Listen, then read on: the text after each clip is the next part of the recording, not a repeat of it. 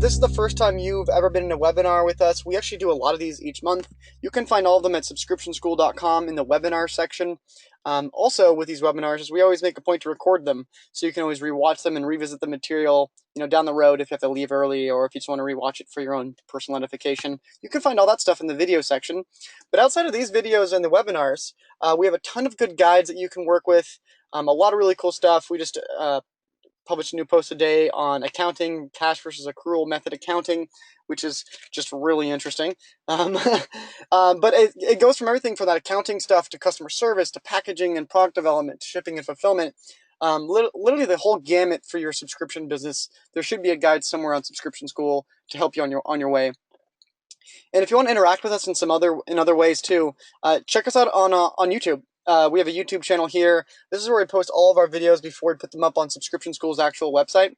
So if you're looking to get the most up-to-date material from Subscription School and you want to get the videos first in your inbox before anywhere else, follow us on YouTube. That's the best way to get these videos. Unless you want to just kind of wait for them to appear on the site. And then also check us out on Facebook. We got a Facebook page, which is really cool. You can get up-to-date, invitations for webinars, cool announcements about Cratejoy. We always have a feed of articles coming through here. But in addition to that, I want to draw your attention to this group, facebook.com/groups/subscription school. And this is a private group we have, so if you go to this right now and you're not in it already, you'll have to request to be entered. But it's an awesome group, and we've been doing this for a couple months now, and we almost have 2,000 entrepreneurs in this group, people who are, starting subscription businesses for the first time. We have people who have, tens of thousands of subscribers in this group. We have people who are just doing their pre-launch. We have people who, are doing their, fifth or sixth shipment. Basically, people from all levels of experience, all coming together in one community, helping each other, giving each other good feedback, and it's all very constructive, and there's no spam or solicitations in there for, designers or anything crazy like that. So it's a good closed environment powered by Subscription School that allows you to interact with your peers, and some mentors, some more people like me from Cratejoy and Subscription School, and it's totally free to be involved with it. So I definitely encourage you to request entry in this group if you're not already in it. And if you want to learn more about me, check me out. My website's jesserichardson.com. If you're into Facebook, you can also find me on Facebook, which is facebook.com/realjesserichardson, since there's lots of fakes out there. No, just kidding. I usually write about subscription commerce, announce webinars on here. But most of the time, if you're really interested to see what I'm writing and working on next, just stick to Subscription School. So it's about 3:04 Pacific time, 5:04 Central time. We'll go ahead and get this webinar started here. So I know that we just went over some of the basic stuff in terms of how to interact with Subscription School and find more resources. Now, in terms of today, if you have questions as we go through this presentation, you can ask them. In fact, I encourage you to ask them and ask as many as possible. On the right-hand side of your screen, there's a GoToWebinar control panel. And in that, you can see a question section. Just post your questions there. I think we even have a couple questions coming in already.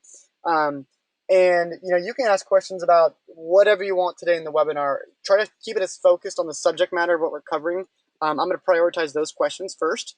But if you do have questions about, I don't know, maybe like product sourcing or packaging, feel free to drop those in there. I'm happy to direct you to resources that might be helpful for you. And we'll tackle all those questions right at the last 20 minutes or so of the webinar today. We don't have a ton of material to get through, but it's a solid 30-40 minutes worth. So like I said, feel free to ask questions. We'll dedicate that session at the end.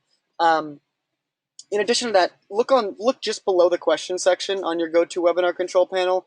You should see a handout section with a handout that's entitled "How to Get Your First 25 Subscribers."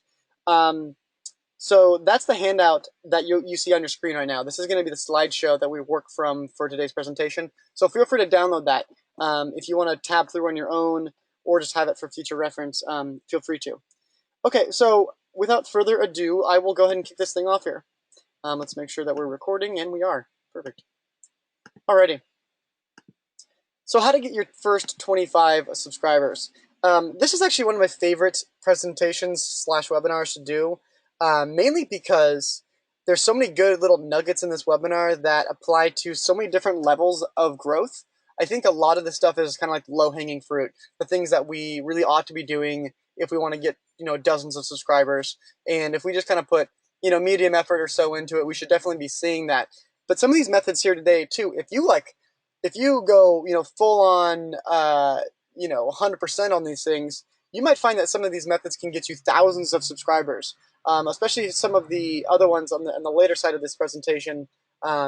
This is what we're going to cover a lot of strategies that big companies use, and what small and medium-sized companies have used to scale themselves up to a fairly decent size. And when I say fairly decent, I mean thousands of subscribers or tens of thousands of subscribers. So I think it's a cool webinar. I think we got a lot of cool stuff to talk about today.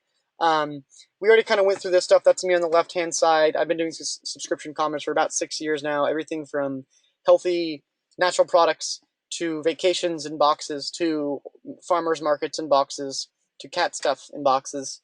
Also have a background of content. I used to have a content website called Organic Soul that was focused on natural and holistic living. And nowadays I work with Subscription School, which you can see on the right. There's all the links that we kind of went through. I guess the one thing I didn't point out before is the Cratejoy knowledge base. If you do have questions about the Cratejoy platform, there's an awesome knowledge base, just forum.cratejoy.com, that I would definitely encourage you to check out. So overview of what we're really looking at today. So I know this is early stage stuff, but if you're in this webinar, it'll be more actionable if you've already created that product, the brand, and the offering. So maybe you haven't done your first shipment, but you have some traction kind of developed already. I guess the intent of this webinar is to kind of help you, leverage the resources that you might have already developed. So like, like if you have boxes being shipped out, one of the strategies we talked about today is how to put your stock to use, basically. But in general, we're going to be emphasizing low to no cost marketing strategies. Stuff that's really easy to do in terms of budget.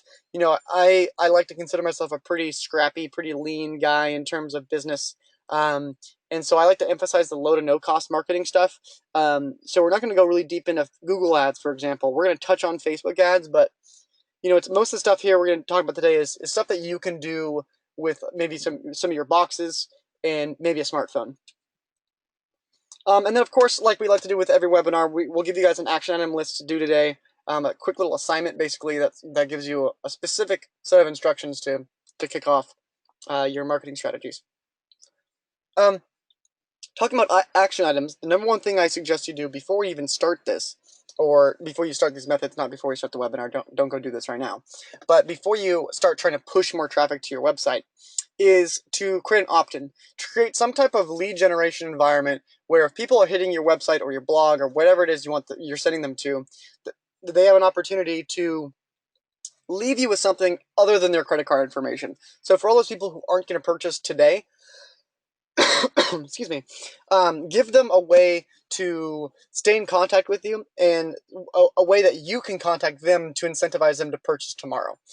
So one of the easiest ways to do this is with a pop-up. This is what you see on the left-hand side of the screen here. This is a real pop-up that you'll get if you hit my my current business's website.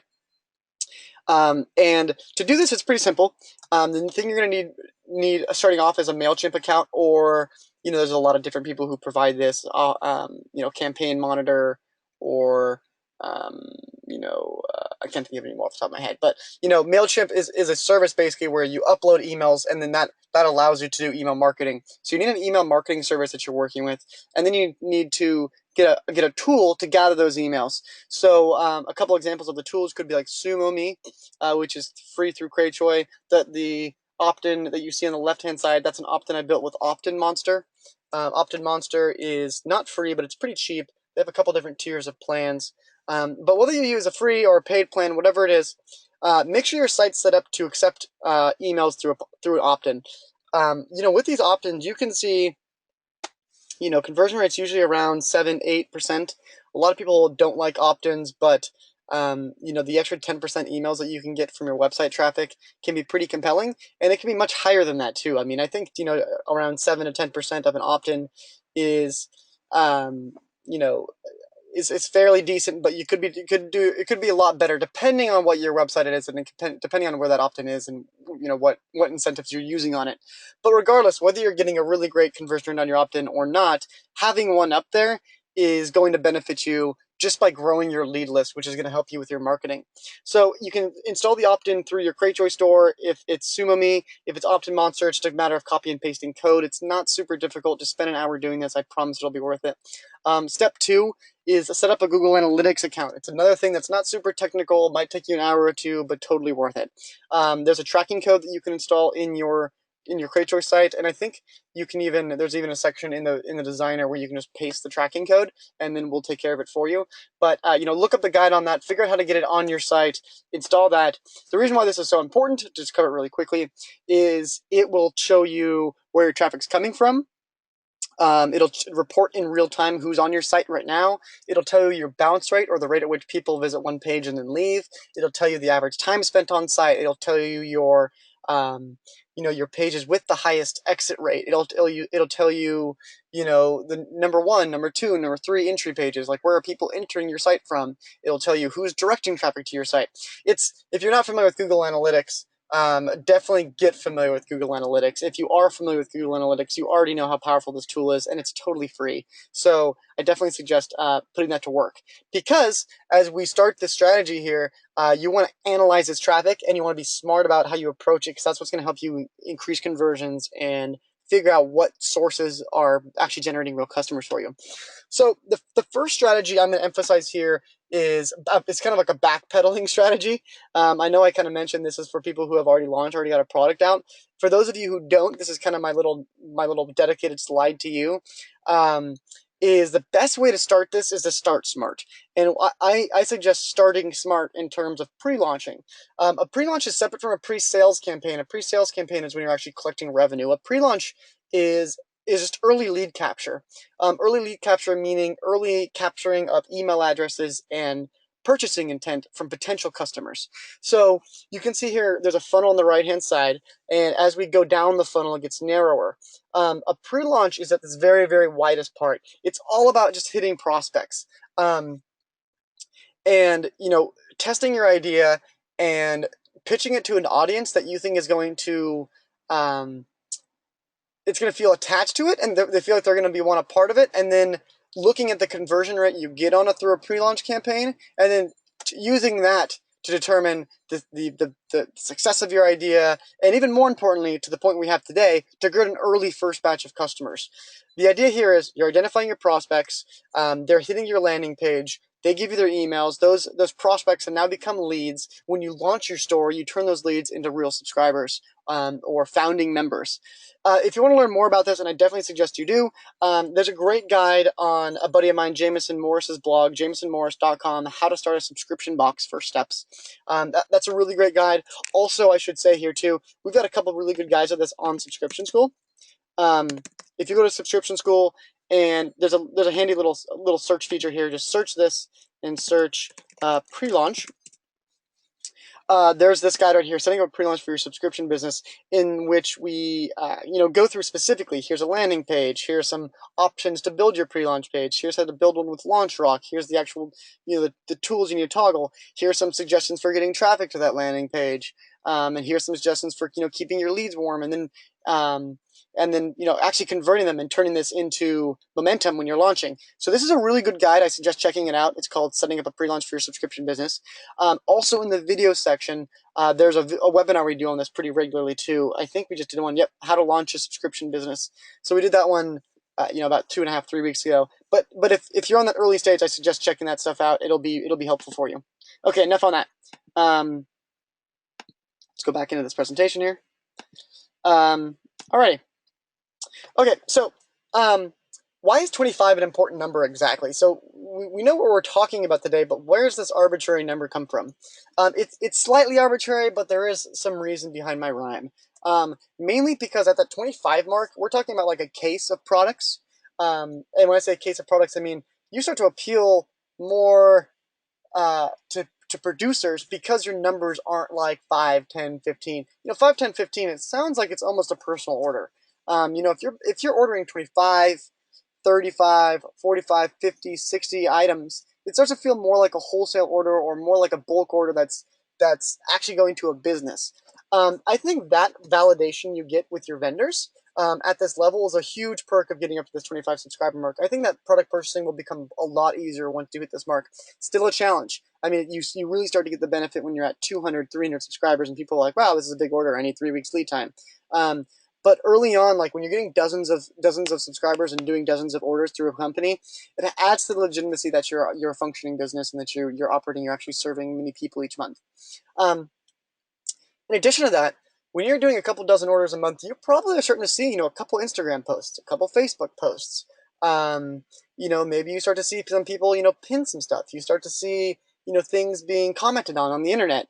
You start to get some comments when you start to repost your photos, and like it starts to build out that community feel. This is good for a couple reasons. Number one, because the people who exist in that community are going to see that, and they're going to feel validated that they're a part of something that's growing, that they're a part of a community. There's other people that are getting this. But even more than that, the people who aren't part of the community, they're going to start to see, wow, this is a business that's got people. The people are posting content. Like, I want to be a part of this. It really helps to provide that social validation to help kind of perpetuate a customer cycle where a subscriber joins your service, they get your box, they post about it, their friends, their family, they see that, then they are interested in it, they go to your site, they convert it some amount, and then they do the same thing. It's a self-perpetuating cycle, that's kind of social momentum that drives a lot of businesses today. This is not a new phenomenon. It's not something special with subscription boxes. But it's something that's as a business, you'll start to see when you start to get customer numbers around the 25, 50, 75 mark. Most importantly, like I said, I'm like a lean, scrappy dude when it comes to startups.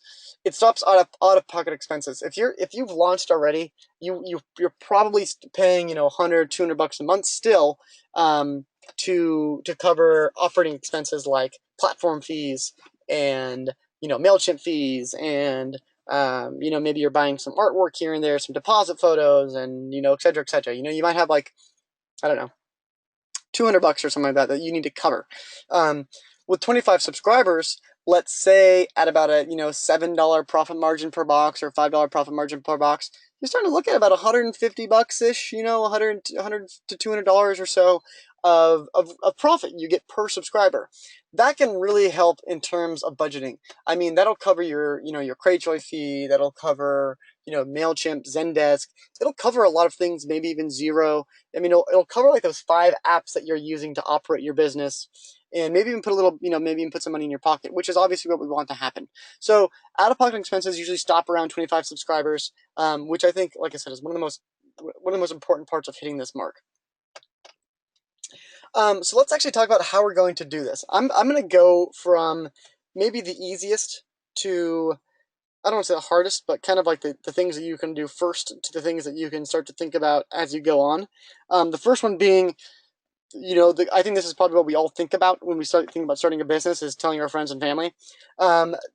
This is, I think it's a little bit of a nuanced way that I like to go about this, rather than just telling your friends and family about it. But it's actually one of the best ways to get these early numbers up by a half dozen or so. So, just keep in mind here, and this is a recurring theme that we'll see throughout this webinar, is your product is the best marketing tool that you have. So don't be afraid to send out free boxes. Now, that doesn't mean you have to give friends and family free boxes. But, that's kind of just a general kind of rule that you can use to help create some of that social momentum we're talking about. So maybe it's a friends and family discount. Maybe it's something nice and significant, like 40% off or 50% off.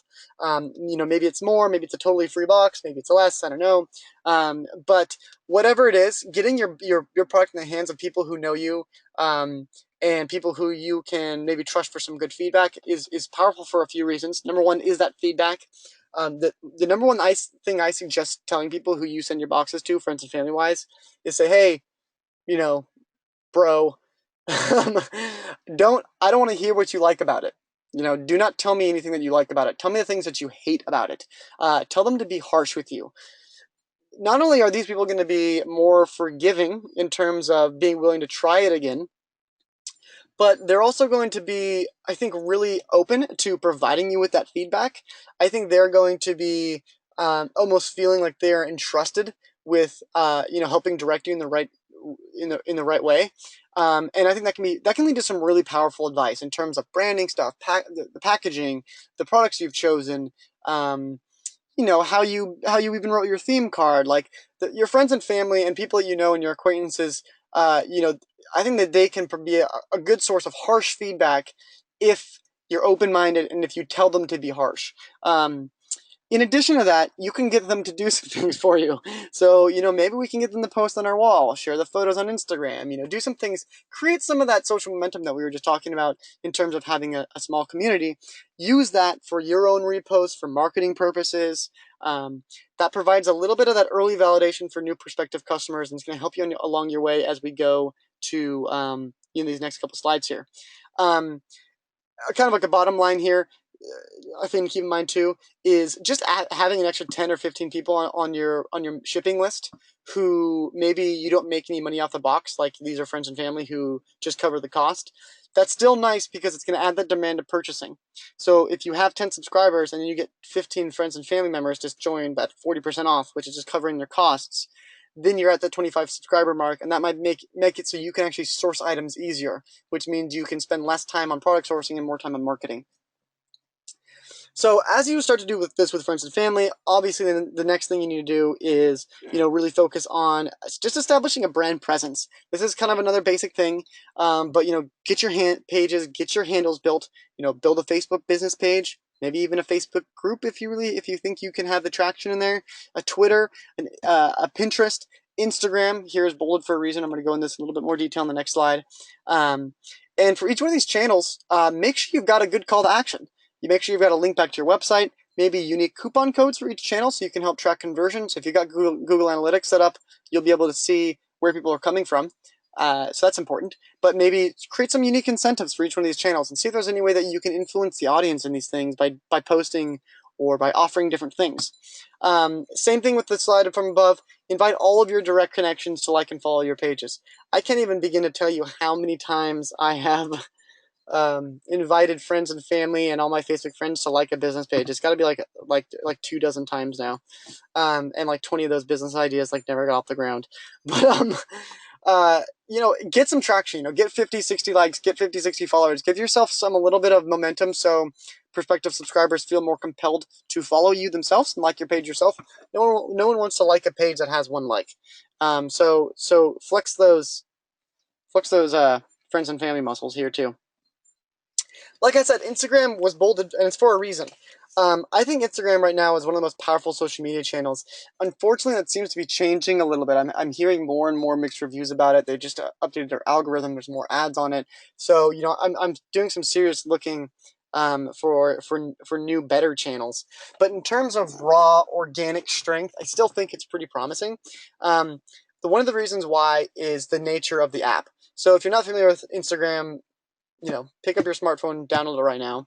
But basically, when I look at the direction of advertising in, the 21st century, we're getting further and further away of talking about the specifics of a product, and we're looking at more and more of the lifestyle of a brand. So when you look at Apple and Nike, outside of those Apple announcements that we saw yesterday, where they actually go over the technology and stuff, when you actually look at an advertisement, like a commercial shown on television, they're not talking about the radio that they're using inside of their wireless headphones and why it delivers the best, clearest audio. They're not talking about the new, piece of processor that helps speed it up by this amount. What they're showing is people using their iPhones listening to music as they drive down, California Sunset Highway. It shows a picture of these two, a young couple in love watching the sunset. It shows an athlete running down the track, listening to his iPhone attached to his arm, and he's focusing on his thing. Same thing with Nike. It's not about the cushions in the shoes. It shows, LeBron James dunking it. It shows, an Olympian doing some crazy pole vaulting thing. The idea here is that they're advertising the lifestyle behind their brand, and I think that is a big direction in modern advertising, and I think that Instagram is a great channel for this because it's highly image driven. It's highly niche and highly lifestyle driven by just nature of itself. I mean, it's all photo based. The biggest people on Instagram are people who are living really unique, really cool lifestyles. You look at people like Follow Me Too, and Jay Alvarez, and even like Justin Bieber is a good example. He shuts down his Instagram because people are being too mean on it. But what was on his Instagram? Pictures of him out with his friends and just like doing normal lifestyle stuff. He's not like saying every single post, give me, buy this CD right now. It's not that. It's an image, it's a niche, it's a lifestyle driven platform, and I think that is doing more to convert people into customers than anything else right now. And Instagram is free to use. You can use it for free. Some quick suggestions here. Post a lot. Post 3 to 5 times a day. That's totally fine. Make sure you're not spammy. But if it's 3 to 5 high quality posts separated by 4 to 5 hours each, that's totally cool. Use hashtags. Hashtags, you can see them on the bottom here, like hashtag subscription box, hashtag subscription boxes, hashtag Cratejoy. Not only should you use those on your photos so people can find you, but you can also use those hashtags to find people. When you find people, go and like their photos, follow them on Instagram, start creating that traction for you. And remember, I hear a lot from people that are like, oh, Jesse, I used Instagram and I followed a bunch of people, but I only have like 15 followers still, or something like that. I'm not getting enough traffic back to my webpage. And one of the main things I ask them is what kind of people did you follow? Did you target, or did you just kind of randomly do it? Did you actually look at every single profile, spend a second to actually observe the person, see if they're your target audience, and then start to interact and engage with those people? That's what's going to give you the better the better conversion rate, is if you're targeting the right type of customer. If you want to learn some more about Instagram or get some inspiration, check out Prosperly or Yogi Surprise. I love the way that Yogi Surprise does their Instagram feed. The mix between branding and lifestyle is, I think, really well balanced. You can see here, girls doing with their yoga boxes and stuff like that. I think that's a really cool way to do it. I tried to. Prosperly is not even really a yoga box, and our social media manager makes a point to have 1 or 2 people send out 1 or 2 boxes a month to yoga people, just because it's a similar niche. But more importantly, they always do cool poses with it, and so it's a really cool way to kind of blend your brand into advertising. But if you go to these 2 Instagrams, I think you'll get some good examples. Moving on from that, let's talk about the marketplace. Marketplace is brand spanking new. It's been around for a little less than a year, I believe. I think it was June or so of last year, so we're about at the year mark. But there's a bunch of new stuff going on with it right now with Cratejoy. Namely, Cratejoy is finding and buying new customers. If you have less than 25 subscribers and you're not on the Cratejoy marketplace, remember this is only for Cratejoy merchants, then I think you're shooting yourself in the foot. You've got to get on the marketplace. Cratejoy is fronting the cost and financing a customer acquisition cost to you. If you're not familiar with COCA, or cost of customer acquisition, get familiar with it. Most businesses are paying $10, $20, $30, $40, $50. I just worked with a Facebook ads manager on a post on Subscription School a couple weeks ago, who got acquisition cost down from $240 to $50, and they're very, very happy with that. Cratejoy charges you 10% per transaction. And if your box is $20 and you just got a customer and Cratejoy paid $50 for that customer, you only pay $2 for each time that customer renews, which means it would take you, like 25 months in order to even pay back the customer acquisition cost that Cratejoy paid for it. And if that person cancels beforehand, you're not on the hook for that customer acquisition cost. It's one of the most low-risk advertising channels I've ever seen in my life as an entrepreneur. I think it's really, really cool. I'm listed on there. I have an expensive box. I pay them quite a bit per customer, but it's still cheaper than a lot of other forms of customer acquisition. And even more importantly, I don't have to deal with it. It's a whole other team doing it. And they do a ton of stuff. Here's some things that you can see on the right-hand side. Like I say here, the marketplace is one of the coolest parts of working with Cratejoy. It's kind of like the Etsy or the Amazon of subscription boxes. People are going to Cratejoy.com and they're finding subscription boxes. Tens of thousands, hundreds of thousands of people are going there. It includes subscriber reviews, featured reviews. The marketplace team is doing Facebook advertising. You can see that on the bottom. It's the bottommost image out of this column of 3 images. The bottom one right there is a little video. They do Facebook advertising. There's a blog called Box Insider. It's a consumer BuzzFeed style blog, like lots of box roundups, like the 5 best boxes for Mother's Day, that type of thing. They work with reviewers. You can see on YouTube here, people who are reviewing subscription boxes exclusively. People like My Subscription Addiction and those types of blogs themselves, Hello Subscription, the subscription box blogs are being worked with, but also they're working with general social influencers, people on YouTube, people on Instagram, people who have niche lifestyle followings like the one we just described are so valuable. They send them boxes. These people do a bunch of videos on them, share with their audience, all that stuff. They do awesome email marketing. On the right hand side, you can see this Potter Picks. That was from July. It was like a Harry Potter collection of boxes. It was like hugely successful. All the boxes in it that were in it, like, absolutely loved the exposure. And it was something that they got to be included in for free, essentially, except for the transaction fee. But all the marketing team with the marketplace did all the footwork, designed it all. You didn't have to do anything extra besides opt into the campaign so we could send them subscribers. And it doesn't even stop there. This is the craziest part. I mean, literally the CEO of Cratejoy, Amir, will go on television. You can see up the top, he's on Fox and Friends, and he'll go and he'll pitch subscription boxes, talk about the marketplace. We've worked with Forbes, NPR, big traditional forms of press advertisements.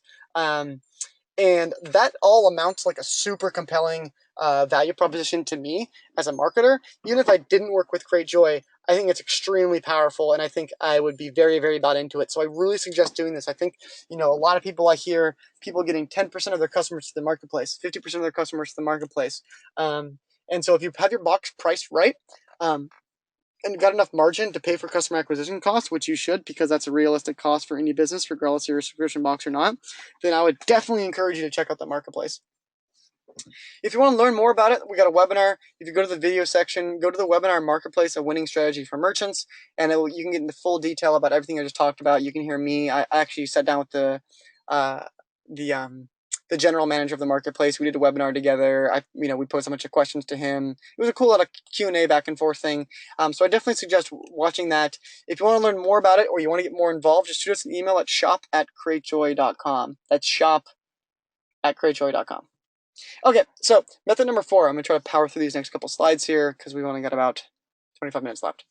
So let's say you've got some traffic coming now, right? You've got some social momentum going. You've been kicking butt on Instagram. You've got people, hitting your website through different avenues. You've got your opt-in, your pop-up built. Now, one of the things I would suggest you should start doing before we move on to future steps and start to ramp this up even more is make sure you start to optimize your emailing. As your list starts to grow early on, you start to get 10, 20, 30, 50, 100 email subscribers. Make a point to go and work on your templates. Make sure your emails look nice. Make sure they have good call to actions. Make sure your buttons are actually working. And get a little bit more comfortable with email marketing. One good exercise I suggest doing is building out a welcome flow. A welcome flow is just a series of automated emails. If you go under the automations tab of MailChimp, that's where you can find this. But you can have it set up so it sends out a welcome email when they first sign up on your email list. So they enter their email into the opt-in. They automatically get an email. You don't have to worry about sending it yourself. Maybe a week and a half after that, you send them a coupon or a coupon reminder. A week and a half after that, maybe you send them a contextual story like, hey, this is what makes our subscription business so cool. And then maybe a week and a half after that, you send them another coupon reminder. But basically, whatever the topics are, and there's lots of different strategies that you can go with here, make sure you spend some time building out like a nice little lead nurturing campaign where when someone signs up, it's just not radio silence until you do a marketing email. Make sure that they're getting stuff right away, and make sure that they're getting, you're connecting to them as soon as possible, because you want to have your product and your brand stay top of mind. So this is kind of like a take a step back and think about what you're working on. It's part of these 6 or 7 methods here, but it's really important. So make a point to become great at email marketing. Here's an assignment for you to get started on this right now. It's September 8th today, so on September 15th, send out an email. So if you haven't sent out a promotional email before, now's the time to get yourself on task to do this. In this time, since you've applied some of these past strategies, you should be able to answer the questions: how much has my email list grown? What's the conversion rate of my opt-in? That's something that Opt-in Monster or SumoMe will report to you. Where's the traffic coming from Google Analytics? what source is the strongest of that traffic? Was it Instagram? Was it mobile traffic? Am I getting a ton of desktop traffic from Facebook? What's going on there? And then on Thursday of next week, make a point to send out a promotional email to them and or have your welcome funnel being completely done. So between this next week, work on 2 or 3 welcome emails. The welcome email, the coupon reminder, and then the kind of maybe a contextual story or user reviews or something like that. And then in addition to that, send out a promotional email to people who are on your list. Make sure you don't send all this stuff out all at once, obviously. You don't want your welcome email to go into effect the same day you do your first promotional email, but have that stuff built and scheduled, whether it's for Thursday itself or the weekend or the following Tuesday or whatever. Now, once you've got that grasp down, you built on that early traffic and you're capturing that traffic, now's the time you kind of want to kick things into high gear a little bit more. Maybe we've got a few subscribers from all the effort that we've put into it so far, but we really want to get more subscribers, right? If you're doing a pre-launch, let me just say this next thing you can do ahead of time. If you're already launched, that's totally fine. One of the most powerful things that you can do to get more subscribers is to work on reviews and work with bloggers. So what this means is connecting with those social influencers who have niche followings, the very same thing that kind of Cratejoy does at the marketplace, doing that yourself, and having these people direct it right back to your website. If you want to have a spreadsheet, here's a little explanation of how to build that spreadsheet. If you don't want to build it yourself, don't. Under the resources section at Subscription School, let's see here. Where is it? There it is. You will find, where is it? There we go. Influencer and blogger outreach sheet. It's an Excel sheet that basically helps you keep track of the people you're reaching out to. That's important because you don't want to, reach out to people 2, 3, 4 times, or you don't want to pitch them the same way. You just want to keep track of your conversations. So, make a point to do that, and set up a list. Maybe you get 15, 20 people. Out of those 15, 20 people that you really liked and confirmed, you choose the top 5 or 10. Out of that top 5 or 10, you send them your box. You get a firm commitment, like they're all going to post within 1 week. And then when they do post, monitor the traffic. Was the traffic substantial? Was it, insignificant? Did the traffic convert? On their social media posts, or on the YouTube videos, or their Instagrams, or whatever medium you're working with, go comment, like the people's comments underneath theirs. Engage with the people who are engaging with that content. If people are asking questions about it, like, oh, this is awesome. Like, how much is the box worth each month? Go on their Instagram post and reply back, like, hey, Tom, like, mine, this is Jesse with Subscription School. The boxes are worth on average $15 a month, and it only costs you $5 or something like that, or whatever it might be. But engage with those audiences, and the more you do that, I think the more you'll garnish that same type of social momentum. That's kind of the undercurrent of some of these methods. Is you'll get people more coming back to your profile, liking your profile, following you, liking your photos, clicking through to your website, and buying boxes. And for the record, for this method right here, I think that in terms of where to start with it, I think that YouTubers are some of the most powerful reviewers out there. I think that if you get a YouTuber with 200,000 followers to do a video for you, or 50,000 followers to do a video for you, or something like that, I think that you can expect some serious customers from that. I think that 50,000 or 200,000 followers on Instagram, it's a little bit different. They're not on a desktop; they have to go check out with their phone. So I think the conversion rate is going to be lower. But a lot of YouTubers are charging. YouTubers, I think, understand their value more than Instagrammers, especially because it's easier to track that stuff. You can see, with a bit.ly URL or with a custom, Google UTM code, you can see exactly the traffic coming from that YouTube video. Whereas on Instagram, someone might see that post, click through to yours, and then click through to your website, or hop on their computer and then click through to your website, or something like that. So it's a little bit easier to track on YouTube, and for that reason, I think you might run into a little bit more in costs there. But this includes bloggers too. So don't just think about social influencers. Think about bloggers, people who have box review sites, people who have lifestyle sites associated with your niche. If you are doing a coin collection subscription box or something like that, or a vegan box, go find vegan bloggers. Go find athletic bloggers who talk about exercise, and then send them your exercise box. With the 6th method here, and I believe this is the last one. Yep. With the 6th method here, we're dipping a little our toes in a little bit more in the paid advertising space. So Facebook ads are, from what I hear from a lot of big advertisers, Facebook ads are the #1 way to acquire customers right now. They do a better job than Google ads.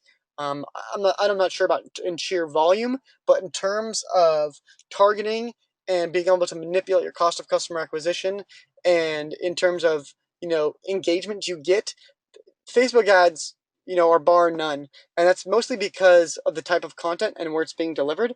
You're getting a post on a social media platform versus on a search engine or something like that. People can comment, people can like, you can capture engagement that stays there forever. Whereas, if a Google ad, for example, people click it and then they're at your site. There's no more engagement that happens after that. When it comes to Facebook ads, I would suggest checking out our post on Subscription School. I know it's kind of a weird URL to read at the bottom, so let's just check it out real quick. Go under customer acquisition and marketing, and then it's the most recent guide here, how we brought Facebook acquisition costs down by $190. We sat down with the Facebook ads manager, and she walks through how she set up her campaign, targeting, how she reviewed the campaign, how she brought down costs, examples of the campaign. It was a pretty sweet post. And I think they did a pretty good job. They brought it down almost $200. I think that's very impressive. So if you're looking for some good starter content, I think that's a good place to go. Read through the guide, see what they did. It might not apply to your subscription, but basically what you want to do is make sure you're promoting the right type of post. Are you trying to get likes on your Facebook page? Are you trying to convert people on your website? What is it you're doing? Make sure you target your audience. Look at the people who have followed and liked your pages. What do they look like? What is their age group? What is their gender? What are their interests? Make a strong target audience. When you do Facebook ads, start with $5, $10, $15 at a time, and then watch what you're spending. If you're getting, engagement costs at, 5 cents, you're doing a great job. If you're getting clicks for $4, maybe not such a great job, depending on how well those people are converting.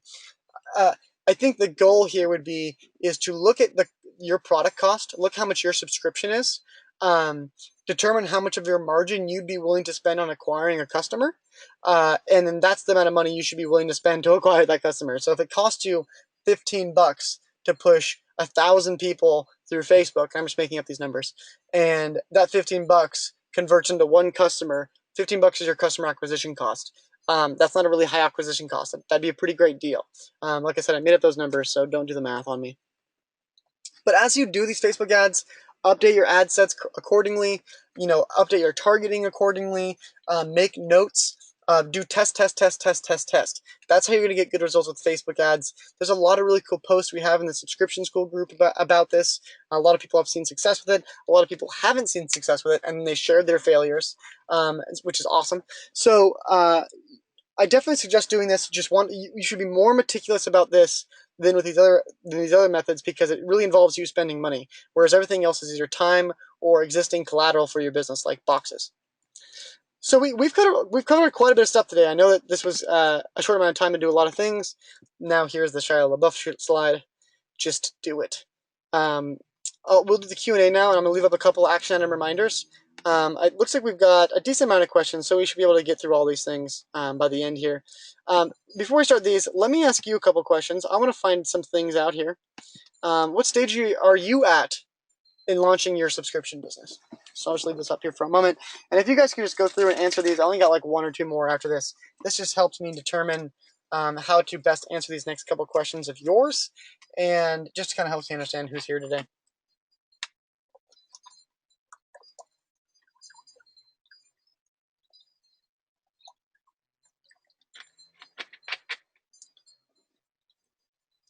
All right, I'll leave this up for just 5 more seconds. 3, 2, and 1. I'm going to go ahead and close this. So I'm going to share the results. Looks like a lot of you guys are up and running, recently launched, or currently doing a pre-launch. Whereas about, these percentages are these? This must be wrong. I count 50%. Oh, no, that's right. That's a full 100% of people. So it looks like it's split basically half and half. It looks like most of you guys are either getting ready to do a launch, or you've actually started doing stuff. So I hope these answers have been useful to all the different types of you guys here.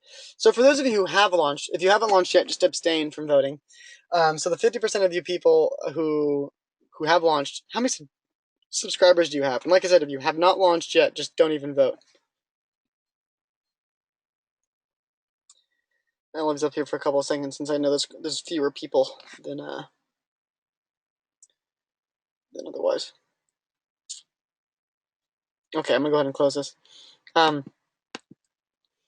So it looks like out of everybody here who has launched, it looks like the majority, over 70% of us are still under 20 subscribers.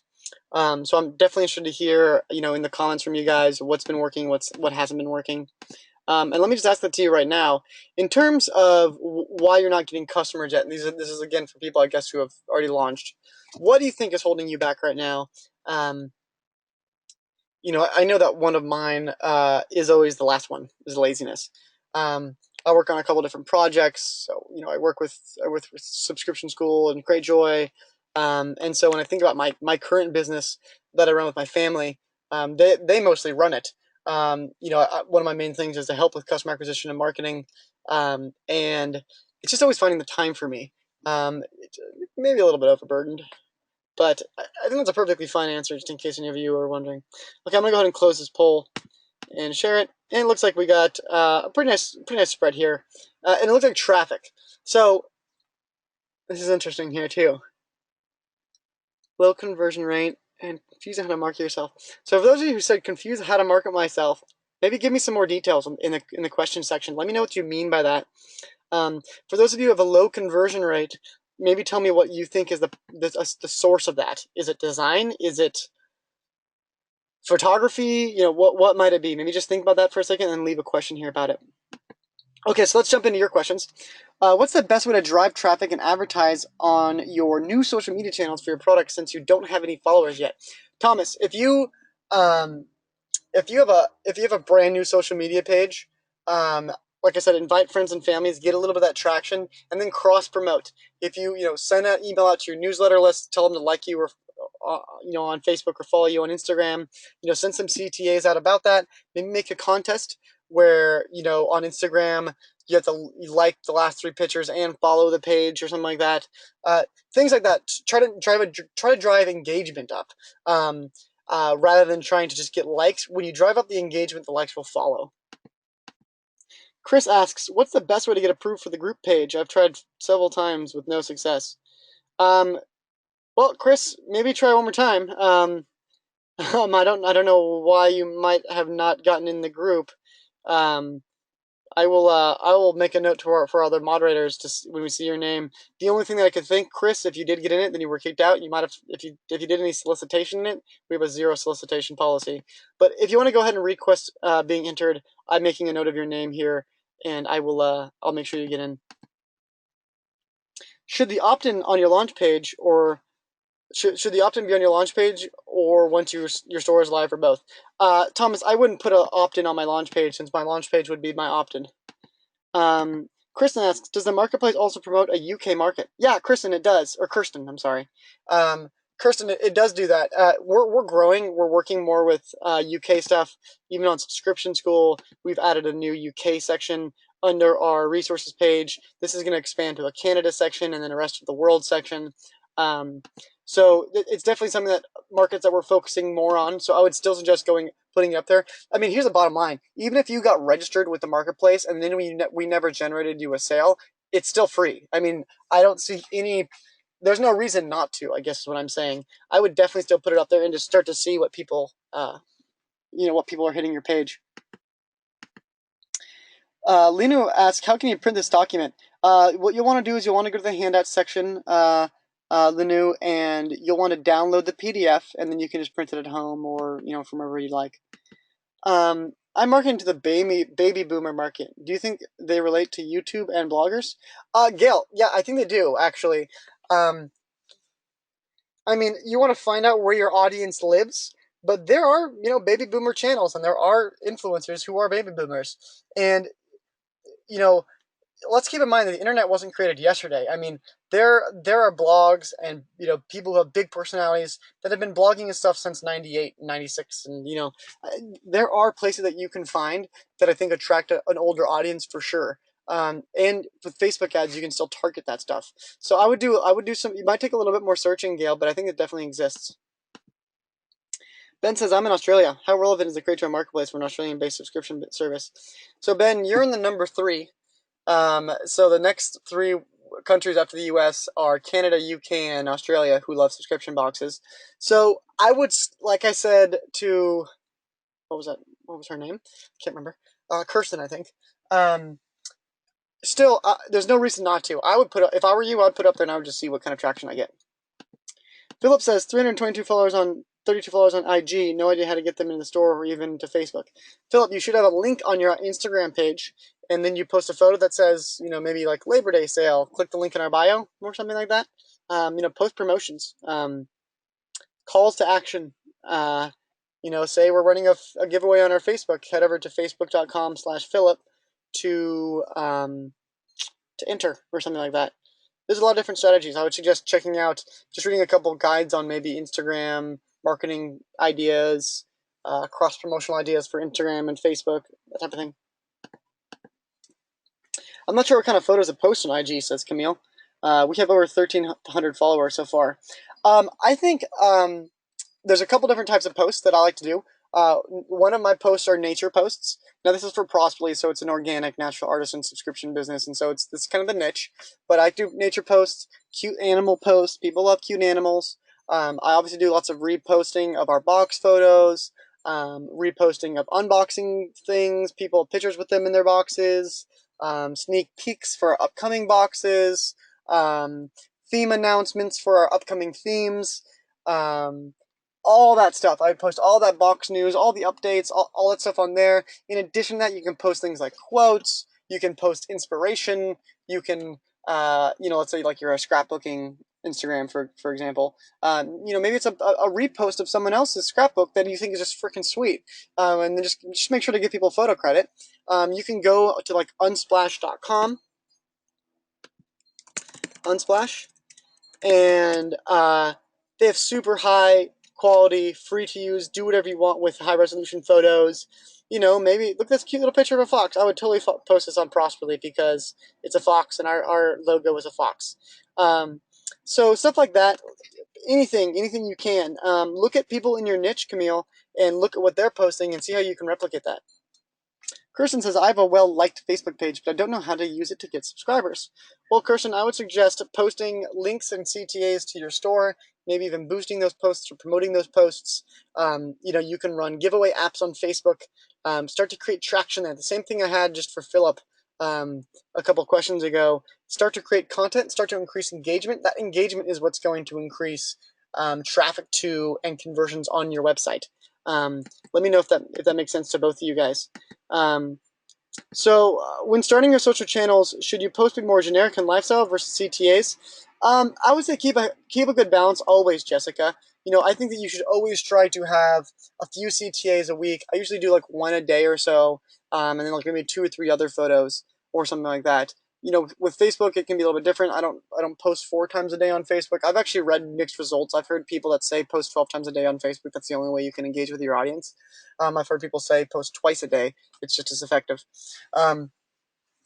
But in both cases, I think what you want to do is find a good natural rhythm for yourself, and when you can do it, try to commit to that rhythm, figure out what content's actually getting engagement, and then going with that. For example, cute animal videos on Prosperly's Facebook page always blow up. I mean, dozens of likes, dozens of comments, dozens of shares. And I always think to myself, I'm just like, dang, I wish this was, this cute little animal is holding a box or something. But I'll share a video like that once or twice a week to kind of keep that engagement kind of peaked, keep people engaging with the content, even though I'm not making any money from it. Chris says, we're an all-natural foot care box, recently switched to focus on holistic bennies versus at-home pedicures. Trying to be more of a need than a want. I think it's a really cool idea, Chris, and I think you have a lot of cool content that you could post with that. I think there's a whole tons of stuff that you could use in that niche to post on social media channels, do giveaways with and drive engagement with. Philip asks, should I be paying money for YouTube and blogger reviews? Most blogger reviews I will not pay money for, since this, I would say 98% of them, aren't going to generate you a ton of subscribers unless they're like super qualified and they're high quality. Like, look at what they're asking for. For YouTubers, it's not going to be as uncommon.